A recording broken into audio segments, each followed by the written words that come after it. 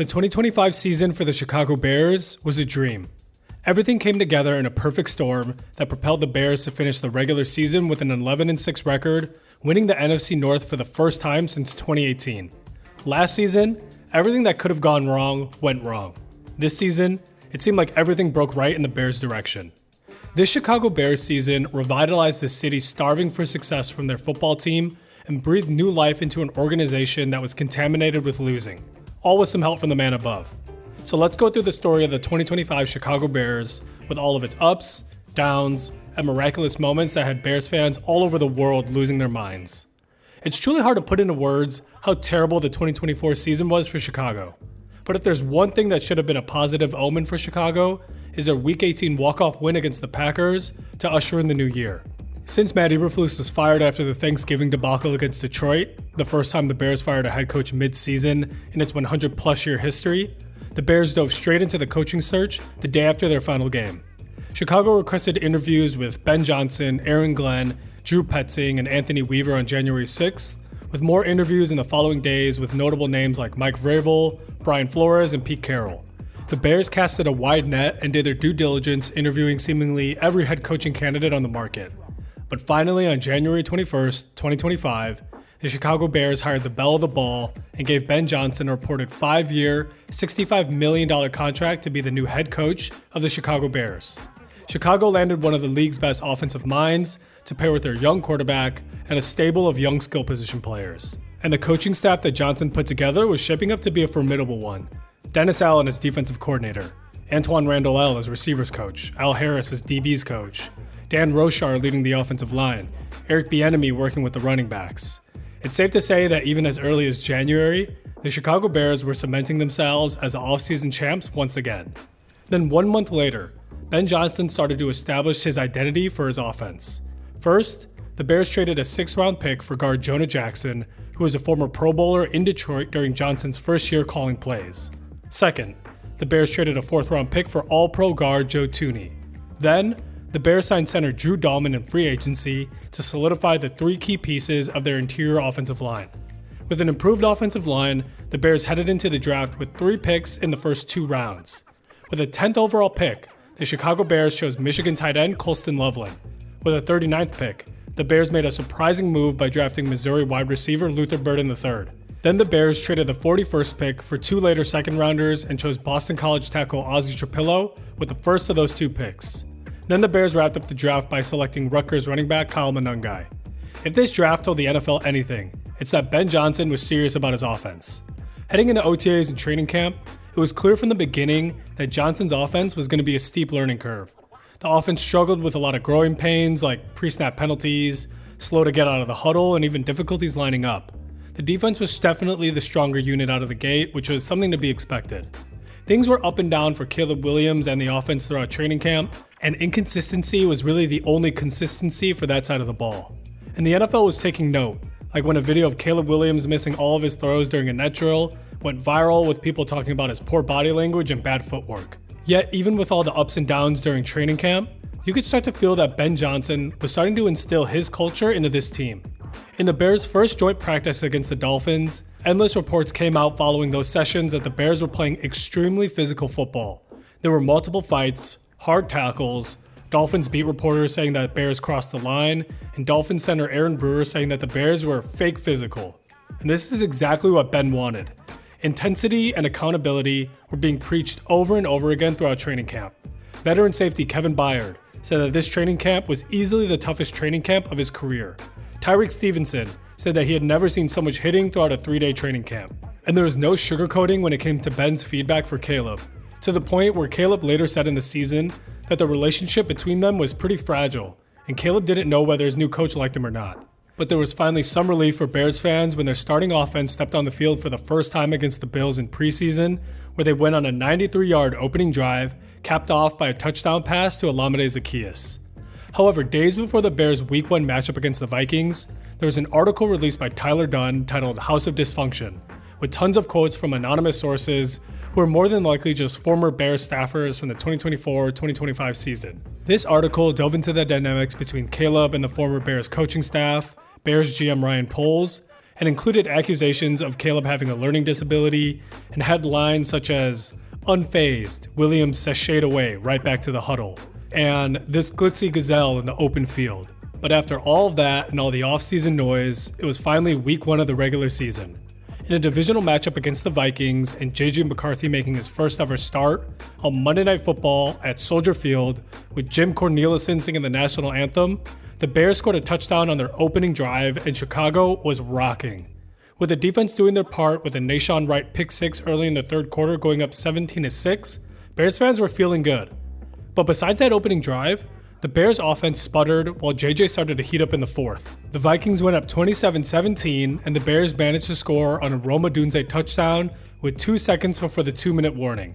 Yet a Cairo Santos kickoff didn't clear the end zone, so the Vikings got to take the ball out, which led to the 2-minute warning, and the Bears didn't have enough time to respond, getting the ball back with only 9 seconds left. Thus, the Bears started out their season 0-1. This game brought back the all too familiar feelings from last season. Fans were saying that they'd seen this game 100 times before, that Caleb can't run an NFL offense, and that Caleb just isn't the guy that was promised. So heading into week 2 in what was another divisional matchup against the Lions, there was a lot of nervous energy heading into this game, especially given the fact that this was Ben Johnson's former team and his first time back in Detroit. The Bears started out with a touchdown on their first drive just like last week with a crosser to Odunze. But after going down 2 scores heading into halftime aided by a miraculous Tesla catch, the Bears couldn't keep up with Detroit's offense or handle their defense, as the final score was 52-21, and it felt like the season might just be a wash. There were absolutely no redeeming qualities from this game. The Lions had 500 plus yards, the Bears offense turned over the ball twice, and Ben Johnson got sunned in his first matchup against Dan Campbell. The rookies were barely being used, with Luther Burden recording 1 catch, Colston Loveland recording nothing with only 1 target, and Kyle Monangai seeing less than half of the team's total carries. Bears fans were upset at Caleb, upset at Ben, and as par for the course, upset at Ryan Poles. Bears 0-2. In week 3 against the Cowboys at home, the Bears broke their 2-game streak of opening drive touchdowns as they went 3-and-out against a terrible Cowboys defense. Javonte Williams carved up the Bears defense on 2 runs, but, as some Bears fans might say, Tyreek Stevenson may have saved the Bears season when he ripped the ball from Williams' hands to give the ball back to the offense. Bears scored quickly on a sideline shot to Odunze. Then on their next possession, Bears fans got to see a little bit of that Ben Johnson, Caleb Williams magic. Caleb handed the ball off to Swift. Swift lobbed the ball back up to Caleb. Caleb adjusted the ball in his hands and threw a 60-yard dot, flat-footed, to Luther Burden for his first career touchdown. The Bears managed to pull away with a convincing 31-14 win, and this game breathed some new life into the fan base. The defense had 4 takeaways this game, 3 picks in that Stevenson fumble. The Bears beat their old coach Matt Eberflus, who was serving as a Cowboys DC, and Caleb looked like he was starting to settle down in this offense, and Bears fans were introduced to something they'd be itching and scratching for after every single win: Ben Johnson's post-game locker room speeches. But it was in week 4 where multiple storylines that defined this Bears season started to take hold. In an away game against the 1-2 Raiders, the Bears offense struggled for most of the game, dealing with issues from the Raiders pass rush, especially Max Crosby. This was more discouraging given the fact that the Bears were given good field position 3 times in the first half, with 3 turnovers generated by the Bears defense.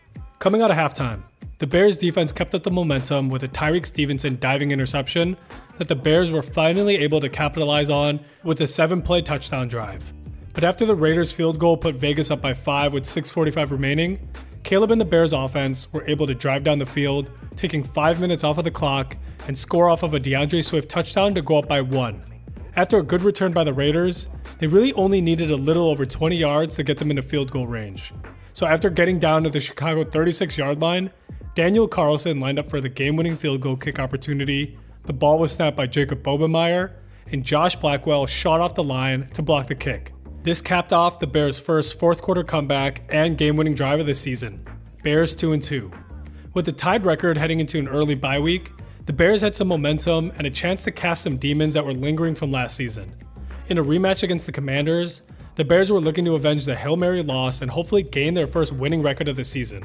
Ben Johnson said going into the bye week that they were going to focus on cleaning up the run game, and that definitely paid dividends in this Week 6 matchup. With Jake Moody of all people as kicker, the Bears got off to an early lead, then secured 2 turnovers and another field goal to go up by 6. A Caleb rushing touchdown put the Bears up 13-0, but by the end of the third quarter, the Commanders were up 17-16. A blocked Jake Moody field goal and a Jaden touchdown pass put Washington up by 8. But the Bears were able to respond with a short pass to DeAndre Swift that went for 55 yards for a touchdown. After exchanging punts, the Commanders had the ball back on a rainy Monday night, but the Bears' turnover luck continued with a fumble exchange between Jaden and Bill Merritt at around midfield, which gave the Bears the ball back with just over 3 minutes left to win the game. And this is where the Bears' improved run game came in handy.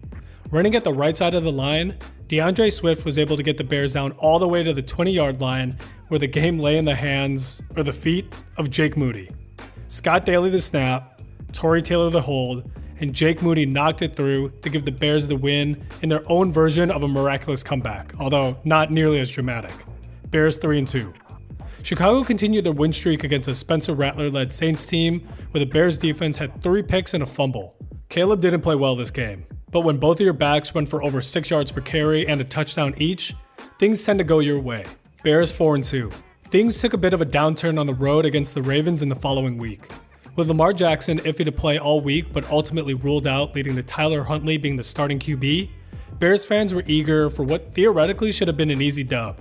This game was anything but, and I was actually at this game, and I can say in person that the Bears never established any momentum at any point during this game. The defense wasn't able to take the ball away, and when the Bears defense isn't able to do that, then they don't really have anything going for them. The offense sputtered in the red zone on multiple occasions, and a Caleb interception in the fourth quarter pretty much iced the game. Bears 4-3. Coming off 4 straight wins, this was a pretty deflating loss for Chicago, and a 5-2 record would have been great at this point in the season. But heading into November is when Chicago really started to find its footing. It all started with an absolutely insane high-scoring game in Cincinnati. The game was back and forth through 4 quarters, but you'd think that when the Bears went up 41-27 late in the fourth and picked off Joe Flacco with 2:46 left in the game, that this game was wraps. But after a quick 3-and-out and back-to-back touchdowns from the Bengals with a successful onside kick, all of a sudden the Bengals were up by 1 with 54 seconds left. It was all pointing to the Bears going 500 and maybe sputtering out with some tougher opponents ahead. But not so fast. A strike in the middle of the field to Colston Loveland, who broke multiple tackles on his way to the end zone to give Chicago the win, stamped that you can never count this team out late in games. Another fourth quarter comeback and game-winning drive for Caleb and the Bears, making that 3 on the season. Bears 5-3. And they did it again the next week, where Caleb showed off his sack evasion all game against a tough Giants front 4 and backed the team late in the fourth with yet another game-winning drive after a 17-yard scramble touchdown put Chicago up by 4. Bears 6-3. And they did it again the next week, where the defense stepped up again with 2 picks on JJ McCarthy. However, there was an all too familiar feeling creeping up in the fourth because the Bears were at one point up 16-3, but 2 touchdowns in the fourth quarter from the Vikings gave them a 1-point lead with less than a minute on the clock. Was 9 really going to do this again to the Bears? Cue Devin Duvernay. A 56-yard return essentially put the Bears right in a field goal range, and after a couple of runs, Cairo Santos lined up for the game-winning kick opportunity, and that sucker curved in for the win. Technically another fourth quarter comeback and game-winning drive under Caleb's belt, even though he didn't throw a single pass on that drive. Bears 7-3. NFL fans said that they can't keep getting away with this. Bears fans' hearts were going through extreme stress week in and week out, and it truly felt like fate was on the Bears' side. The Pope is from Chicago. The Pope is a Bears fan, so maybe there really was a higher power working in the Bears' favor. Heading into the next game against the Steelers, there was talk about wanting to avenge years of pain and heartache by beating Aaron Rodgers at Soldier Field in what was likely his last time playing in Chicago. The Bears did not have that opportunity as Rodgers was hurt this week, which meant that Mason Rudolph would be lining up under center. Bears fans were ultimately more happy that they ended up getting the win in another close game, but not as dramatic of an ending this time around, with Caleb throwing for 3 touchdowns. And although this Bears defense was not very good besides generating turnovers, and extremely injured as they were down to their 3rd and 4th string linebackers in DeMarco Jackson and Amen Ogbongbemiga, they were able to do just enough in a win. Bears 8-3. It seemed crazy that the Bears could be 8-3 at this point in the season, but many people were calling out the fact that they hadn't really played any tough competition so far. And even though they are 5 games above 500, they still somehow managed to have a negative point differential. So their next game against the Eagles would be a true test to see if they could actually hang with a good team. On Black Friday in Philadelphia, the Bears stamped themselves as a team that was actually for real. The Bears dominated, and I mean dominated, the Eagles on the ground. Monungai and Swift combined for 255 yards and 2 touchdowns. Their defense was able to take the ball away with a pick and a crucial forced fumble on a tush push from Nashawn Wright. And Caleb Williams sealed the win with a rollout touchdown to Cole Kmet. But the win really wasn't even the best part of the day, because in the locker room, after game balls were handed out, Ben Johnson made himself a Chicago legend when he took off his shirt in the locker room to give the city of Chicago free hot dogs at the Wiener Circle. Bears 9-3. So boasting a positive point differential for the first time this season, the Bears had a tall task ahead of them as they were going into Lambeau to play the 8-3-1 Packers. There were a ton of nerves coming into this game, as there always are, but there were extra nerves heading into this matchup because unlike for many years before this, there were actual stakes to this matchup. This was 2 teams competing not only for bragging rights, but for the NFC North title and playoff positioning.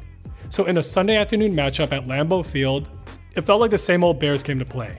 The Bears went down early as they headed into halftime down 14-3, but some Caleb magic put the Bears within 3 coming out of the half, and the defense stood pat as the Bears were able to tie up the game 21-21 early in the 4th. But a Josh Jacobs third down run where he broke multiple tackles to eventually score the go-ahead touchdown was just too much to overcome. The Bears did have their chance at tying the game as they drove all the way down the field and bled time off the clock and tried the same play they ran against the Eagles to ice that game. But Caleb was slow to get the ball out and Keyshawn Nixon read the play, picking off the ball in the end zone to win the game for the Packers. Bears 9-4. If the Pope was truly blessing this season, the Bears would have won this game. But the Lord works in mysterious ways. The Bears' next game was the 31-3 rout of the Browns on a frigid Sunday at Soldier Field. But honestly, all Bears fans were looking forward to was hopefully getting their get back against Green Bay in their second matchup in 3 weeks. Bears 10-4. It's rare for teams to play each other for the second time this quickly, but a lot had changed for the Packers in just that short time span. Micah Parsons tore his ACL against the Broncos the week before. Zach Tom also left that game with a knee injury as well and was out for the second rivalry matchup. Even with all that, and this time in Chicago, the Bears still got off to what was now their patented slow start on offense. Jordan Love left that game early with a concussion, so enter Malik Willis. Malik Willis diced up the Bears defense with long, sustained drives, although the Bears defense was able to hold stout in the red zone, leading to a 6-0 Green Bay lead at halftime. A field goal out of halftime and a forced fumble on Josh Jacobs put the Bears behind by 3. But a 33-yard dime to Romeo Doubs put the Packers up by 10 heading into the 4th quarter. The Bears managed to get within 7 points with 2 more field goals, but it felt like it was all a little too late as a field goal unit rushed out and kicked the ball with 1:59 remaining in the 4th quarter, so the Bears didn't even have the 2-minute warning on their side. So Chicago was forced to onside kick. At that point in the season, teams were 4 for 47 on onside kicks, so of course the odds were slim. Cairo Santos lined up for the onside kick, kicked the perfect ball that hopped right when it got to Doubs, and it bounced off of his chest and was recovered by Josh Blackwell. The Bears all of a sudden have life. With the ball right around midfield, the Bears needed a touchdown. So after getting to the 6-yard line, Chicago went incomplete on their next 2 passes, leading to a 4th and 4 with the game on the line. The Packers blitzed, Caleb rolled right, unrestricted free agent Ja'Day Walker got free in the corner of the end zone, Caleb lofted the ball to the back pylon, and the ball was caught for the touchdown. Cairo Santos tied up the game with an extra point, and the game was tied going into overtime.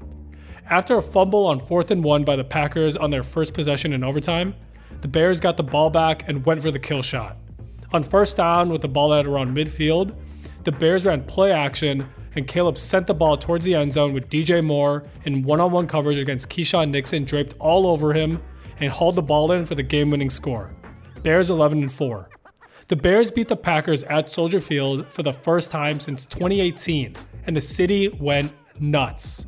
DJ Moore had a cheese grater hat on in the locker room. Keyshawn Nixon, who was sort of enemy number 1 in Chicago at that point and had blindsided DJ Moore earlier in the game, was the one who got dunked on in the end zone. Caleb was now 2-2 versus the Packers in his young career, while Ben Johnson was 1-1 in his. The next week was a Sunday night matchup against the high-powered 49ers. This game was a back-and-forth matchup all game, a true shootout. The Bears rookies, who were highly criticized earlier in the season, were truly starting to round into form. Colston Loveland was looking like a top-tier tight end. Luther Burden was making dynamic plays all over the field, and Ozzie Trapilla was a steady force protecting Caleb's blindside. The Bears were again in a situation where they could have pulled off a walk-off win, but the ball was just short in the end zone this time, and they lost in Santa Clara. Bears 11-5. But this week was not in vain, because a day earlier, the Ravens ran all over the Packers, and with that win, gave the Bears their first NFC North Division title in 7 years. The turnaround was incredible, not even from last season to this season, but even from week 2 to now. The Bears officially gained home field advantage in the playoffs, and were in contention to clinch the number 2 seed. Yet week 18 was a bit troublesome for Chicago. Ben Johnson said very early in the week that the starters would be playing in the season finale. But the Bears came out extremely flat against the Lions and were down 16-0 heading into the fourth. Although they managed to tie the game up at 16-16 and even had the ball back with a chance to score, the Lions ended up winning this game with a game-winning field goal, completing the season sweep against their former OC. Bears 11-6. This outcome gave fans in Chicago some worry heading into the playoffs, but the Bears were still able to secure the number 2 seed with an Eagles loss, which ended up being the case as they sat their starters, and so the rubber match was set. Bears versus Packers for the 3rd time this season, again at Soldier Field. Nerves were at an all-time high the week entering into the wildcard weekend. To many fans, this season would feel like a waste if they lost the first round to the Packers. All of that goodwill that was built up this season would be washed away with just this one loss. So heading into Saturday night, with Soldier Field absolutely rocking, the Bears looked awful to start the game. Their first possession ended in a field goal, and that was the only time they scored in the first half, while the Packers put up 3 touchdowns. Ben Johnson was going for it on every 4th down because the defense couldn't be trusted.